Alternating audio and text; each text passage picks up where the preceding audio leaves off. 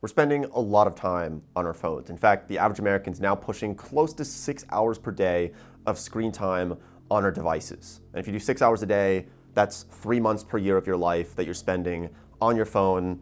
Extrapolate that for 60 years of your life, that's 15 years of our lives that we're spending on our phones. So we're using our phones so much every day. And even though these devices can be so incredibly useful, I think there's still this feeling that I get sometimes when I use my phone excessively. And the only way I can describe this feeling is the feeling of guilt. That if I'm using my phone for 3 or 4 or 5 hours in a day, and I kind of wonder, why am I using my phone so much? I don't even want to be on it so much, but I still use it so often. And so I had this crazy idea recently that what if I could do an experiment where I stop using my phone entirely and I replace it with a notebook. And I wanted to see what would happen. Look, I was born in the 90s, and so for the majority of my life, phones have really been there. I mean, I don't really remember, besides using MapQuest when we were going places for directions, I don't really remember not having a phone. It's kind of wild to even think about, but there's been 117 billion people on Earth over the past few thousand years, and of those 117 billion, only 5 or 6 billion of them have used smartphones. And so when I realized it that way, realizing that 96% of the human population didn't use phones in their lives, that maybe this isn't that crazy of an idea to try not using a phone for 30 days as an experiment to see what would happen. I've learned things from this that I really was not expecting. I had some ideas of what would happen and how the experience would go of locking my phone away and not using it at all. But the results were really, really incredible and fascinating. And so let me share that with you today. The rules for this experiment were pretty simple. I was going to lock my phone away, and then I was going to allow myself to carry around a notebook, effectively replace my phone with one of these small notebooks that I bought on Amazon. Because look, your brain is this web of information, and we need a place to categorize this and store our thoughts and ideas. And so I realized very quickly after a couple hours of not having my phone, it's okay, I need to have notebooks and carry these around in my pocket all the time for whenever you have some thoughts, and maybe they're like, oh, I forgot, I have to go turn in this assignment, or I have to do this work, or I have to take care of this project. And so just having these basic notebooks in my pocket at all times was really helpful and useful when running this experiment. So here's what I learned from this. There's 3 big takeaways, okay? And there were a couple of big downsides as well. But the biggest one that I noticed immediately right off the bat was that by not having my phone on me and leaving it at home in a drawer and going out and doing things, meeting up with friends, it was one of the most freeing experiences of my life. Because I think normally, when we typically are used to our phones, we're always reaching around for it. And you probably remember some times where maybe you go outside the house and you go grocery shopping and you're like, wait, where's my phone? And you start reaching around for it. And we get this little, almost little panic attack or rush of anxiety where we're suddenly wondering, where's my phone? And we start wondering is someone messaging me? I need it. How do I get home? What if there's something wrong? And I know this happened to me personally. I don't want to speak for everyone else. So that's just how I felt.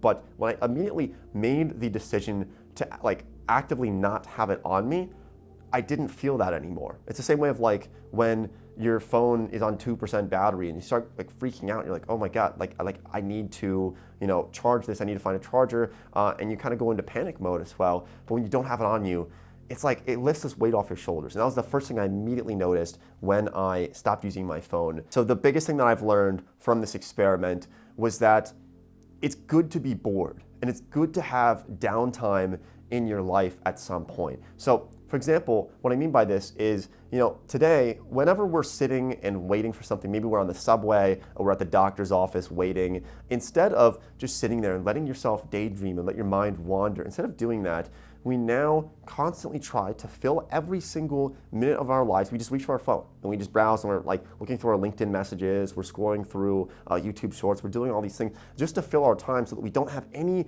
little bit of downtime at all. And I think this is a big issue today that a lot of people don't really address or even think about. But I've noticed this myself that if I don't have any downtime, if I don't have any boredom, and there's no moments for me to have this creative kind of mind wandering, thinking about stuff, I don't really feel good when I don't allow myself to do that. And so this is the biggest thing that I've learned from not having my phone on me, is that it allowed myself to be bored. It allowed myself to have that downtime, and then also to recognize things that maybe I wasn't aware of before. Like sitting on the subway, you start to notice things about other people and like things like you're like, wow, I never saw that before. How did I never see that before? Well, I was so focused on my phone all the time that I never looked up and looked around and kind of observed everything in the world. I think that it allows you to balance out like so that you're not always seeking these little hits of dopamine, but you have that time where it's just kind of like relaxed and there's not too much going on. And I think that's good for us because today we're always looking for that gratification. Like every minute we're looking for some new form of gratification, just constantly looking for dopamine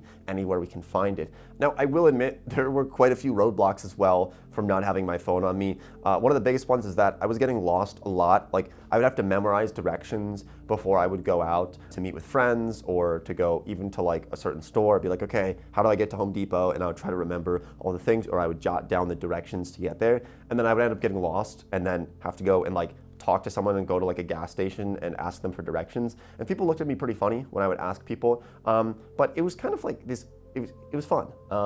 And you know, people are like, why don't you just look this up on your phone? And I would just tell people, oh, my phone's dead. You know, I can't use my phone right now. But yeah, there were a lot of issues with it. I think the other problem that I had is I almost missed my train. I was trying to take an Amtrak train, and I got to the train station. I was like, wait, I don't have my phone. How am I going to print out? Like, I don't also have a printer either. So I need to find a way to get my ticket because I bought it on my computer. So I had to go to the Amtrak like desk and talk to them and get it printed out. And yeah, I almost missed my train there. But I also realized that like, I think probably within the next 10 years, you won't even be able to run an experiment like this because I think we're going to be at a point where you need to have your phone at every point in order to just function in basic things in society, like when you go to pay for things, because obviously cash is going out. And I think even like physical credit cards are going out soon. It's just going to be like tapping your phone to pay for everything. And so I would say probably in 10 years, like it'll be difficult to even run this experiment because you won't be able to like flag down a taxi. You'll have to do it through Uber or some of these different apps.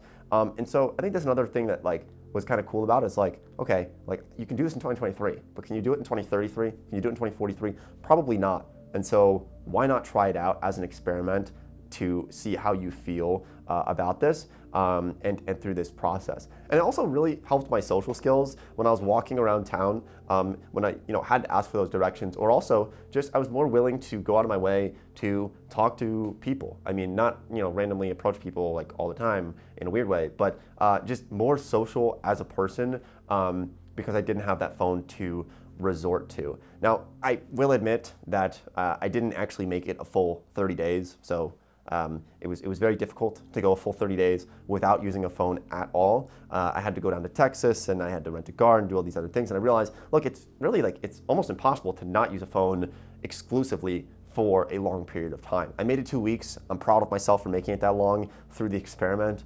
but didn't make it the full 30 days. So I urge you to try this as well and just see what happens and let me know your thoughts on it. I don't think it's the solution to be abstinent from phone usage entirely. Like we need these devices just to interact in society for the most part. I think I have to go back to my traditions of using things like the lock and cookie jar and putting my phone in grayscale mode and turning off notifications. And then also I recently found a company called ClearSpace. What this does is it has significantly reduced my screen time on my phone from what I was doing probably a few hours per day down to 90 minutes per day. And it does some basic things like, for example, when you try to access certain apps, it will make you wait. I think it's about 15 seconds. It'll make you wait. And it kind of makes you like second guess, like, wait, do I really need to open Instagram right now? And so just those little things that it will do to kind of nudge you in the right direction of like reminding you like, hey, do you really want to access this app right now, has significantly reduced my screen time. And so if you support this channel and you also really want to reduce your phone usage because maybe you as well feel guilty about using your phone so much, then it would really mean a lot to me if you went and checked them out. Just for transparency here, they're not paying me to say this, but we did invest a small amount into the company through our venture fund. Download the app, try it out for a week, and let me know how you feel about it. I know like the first few days when I tried it out, I was like, man, like I really just want to get on these apps, and it's this like ClearSpace is not letting me. Like, and then after a certain period of time, I was like, wow, this is really, really useful. And so try it out for a week at least to see how it works for you. That's something I just wanted to include in there because it's something that I personally like as an individual can't like help everyone to reduce screen time. I can make videos about it, but that's why I really like this company, because they are working on this issue exclusively. And I think I'm going to release a video sometime in the next couple of weeks, like on how I reduce my screen time from about 4 hours a day down to 90 minutes per day. And I feel very good about it now, like where I don't use my phone too much. I use it as a tool, and I use it to still, check a couple of things, check Instagram, check some other things. But it's really in a spot where I have this quite a bit of freedom in my life, and I don't feel like I'm completely tied to my phone, and I don't need to have it with me all the time, and I don't need to check it all the time. I think that there's a lot of people who are totally addicted to their phones. I know I certainly was, and I really think you could call it an addiction. If you have any questions, if you have any thoughts, leave them down below in the comments section. I would love to hear them. So thanks for watching the video. I really appreciate all the support here, and I'll see everybody in a future video.